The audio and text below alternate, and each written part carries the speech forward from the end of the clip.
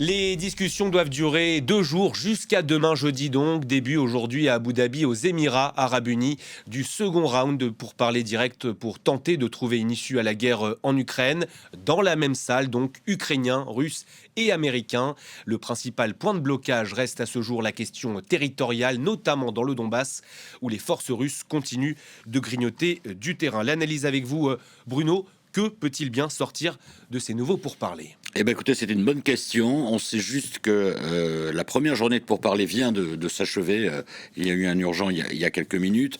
Donc, on va dire que la moitié du chemin, en principe, est faite pour ce deuxième round de négociations, donc qui met face à face délégations russes et ukrainiennes, avec bien sûr la médiation des deux émissaires américains, les deux émissaires fétiches, en quelque sorte, Steve Jared et Steve Witkoff et Jared Kushner. Steve Witkoff et Jared Kushner. Voilà. Bon. On ne sait pas évidemment comme ça vient de se terminer ce qu'il s'est dit. Peut-être faudra-t-il attendre d'ailleurs la fin des 2 jours de discussion. Bon, ce qu'on sait, c'est que l'élément positif, c'est qu'il y ait désormais ces entretiens directs entre délégations russes et ukrainiennes, grâce quand même, il faut le dire, à la médiation américaine. L'élément négatif, et c'est quand même le principal, c'est que les deux parties restent très fermes sur leur position, et en particulier la Russie, qui s'est livrée à des frappes juste avant la reprise de ces pourparlers, et qui a eu des déclarations très claires, c'est-à-dire que le Kremlin a fait savoir avant le début de ces pourparlers que la Russie se refuserait à faire la paix tant que l'Ukraine n'accepterait pas les conditions russes. Or, les conditions russes, notamment effectivement sur le dossier des territoires, la Russie exige toujours de récupérer 100% de l'oblast, de la province de Donetsk, si vous voulez, alors qu'il y a une partie de cette province qui est encore aux mains des Ukrainiens. Et évidemment, cette demande est inacceptable pour Kiev. Il y a aussi le dossier de la centrale nucléaire de Zaporijjia, où les Russes voudraient conserver une forme de contrôle après la signature d'un éventuel accord de paix. Donc vous voyez qu'on n'y est pas, parce que les Ukrainiens, eux, disent pas question donc de rendre les territoires qui nous appartiennent encore. Il faut simplement geler le front tel qu'il est actuellement et mettre en place un cessez-le-feu. Donc est-ce que ces pourparlers à Abu Dhabi vont permettre de progresser, notamment sur ces questions ? On verra, mais la partie quand même s'annonce difficile. Et on a ces premières déclarations de Sergueï Lavrov, le ministre russe des Affaires étrangères, qui assure que l'Ukraine ne veut pas la paix parce que Volodymyr Zelensky met sa carrière avant tout. Fin de citation. Donald Trump, parlons du côté... Non, je crois qu'il a dit précisément parce que ça voudrait dire que la fin de sa carrière. Ça voudrait dire la fin de sa carrière. Ah ouais, oui. Finalement, ça veut pas dire qu'il met sa carrière avant tout. Voilà. C'est une lecture qu'on peut avoir. Côté américain, Bruno, Donald Trump, lui, il est dans une situation pour le moins complexe aujourd'hui.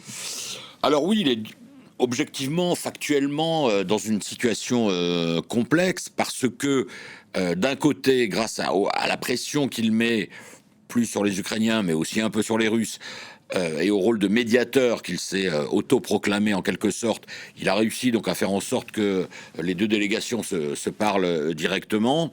Mais enfin bon, la pression qu'il met sur Vladimir Poutine est toujours assez faible quand même. Là, il a dit, voilà, on le voit à l'image, il y a quelques heures, il a dit, il faut que Vladimir Poutine mette un terme à cette guerre. Bon, si vous pensez que ce genre de phrase va impressionner Vladimir Poutine, franchement, on est loin du compte. Sergueï Lavrov, effectivement, donc vient de déclarer que c'est l'Ukraine qui veut la poursuite de la guerre, parce que ce qu'il dit, en fait, ça veut dire que le président Zelensky ne peut rester en place que parce qu'il y a la guerre, parce que s'il y avait la paix, il serait obligé d'organiser des élections qui ont été reportées, de fait. On rappelle que son mandat est terminé. Voilà, les élections auraient dû avoir lieu en mai 2024. Bon, en face, l'Ukraine dit exactement la même chose, dit en fait Vladimir Poutine, dans le fond, veut continuer à faire la guerre. Donc oui, c'est une situation délicate pour Donald Trump, parce que à la longue, à force d'avoir comme seul objectif et obsession de faire la paix, quelle qu'elle soit, mais on s'aperçoit que dans les détails, c'est beaucoup plus complexe. Et Donald Trump est en train de s'apercevoir de tout ça. Finalement, on n'aboutit pas à grand-chose.